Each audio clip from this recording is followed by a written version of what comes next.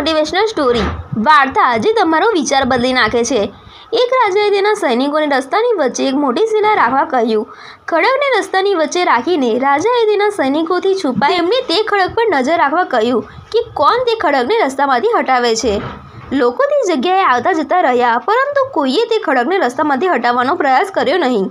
તે ખડક પરથી પસાર થતા લોકોમાં રાજાના નજીકના લોકો અને શહેરના મોટા મોટા વેપારીઓનો સમાવેશ થતો હતો, અને તેમાંથી કેટલાક રાજાને શાપ આપવા લાગ્યા કે શું આ રાજા ખડકને રસ્તામાંથી હટાવી નહીં શકે, પરંતુ કોઈએ તે ખડકને રસ્તામાંથી હટાવવાનો પ્રયાસ કર્યો નહીં। આ ઘણા દિવસો સુધી ચાલ્યું। એક દિવસ એક ખેડૂત શાકભાજી લઈને ત્યાંથી પસાર થઈ રહ્યો હતો। તેને રસ્તામાં પડેલો ખડક જોયો અને વિચાર્યું કે આ ખડકને કારણે બધાને કેટલી તકલીફ થઈ રહી છે। તેને પોતાની મજબૂત લાકડી વડે ખડકને એક તરફ ધકેલી દેવાનો પ્રયાસ શરૂ કર્યો। ઘણા પ્રયત્નો પછી તેને રસ્તા પરથી દૂર કરવામાં સફળ થયો। રસ્તા પરથી ખડક હટાવ્યા બાદ ખેડૂત તેની શાકભાજી લેવા જતો હતો કે અચાનક તેની નજર એક બંડલ પર પડી, જે તેને જ્યાંથી પથ્થર હટાવ્યો હતો તે જ જગ્યાએ પડેલો હતો।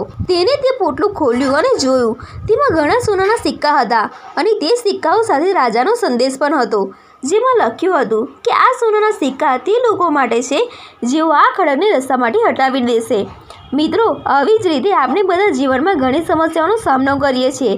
કેટલાક લોકો તે પરેશાનીઓમાંથી છટકી જાય છે, અને કેટલાક લોકો રસ્તો બદલી નાખે છે, અને થોડા લોકો તે સમસ્યાનું સમાધાન શોધવા માટે સંકલ્પબદ્ધ હોય છે, અને સમાન લોકો મુશ્કેલીઓમાં તકો અને શક્યતાઓમાં છુપાયેલી તકો શોધે છે। મજબૂત ઇરાદા અને ઉમદા હૃદયથી કરેલા પ્રયત્નો હંમેશા સારા પરિણામ લાવે છે। તેથી જે જીવનની મુશ્કેલીઓથી ગભરાશો નહીં, તે સમસ્યાઓને ઉકેલવાનો પ્રયાસ કરો અને જીવનની સફળમાં આગળ વધતા રહો।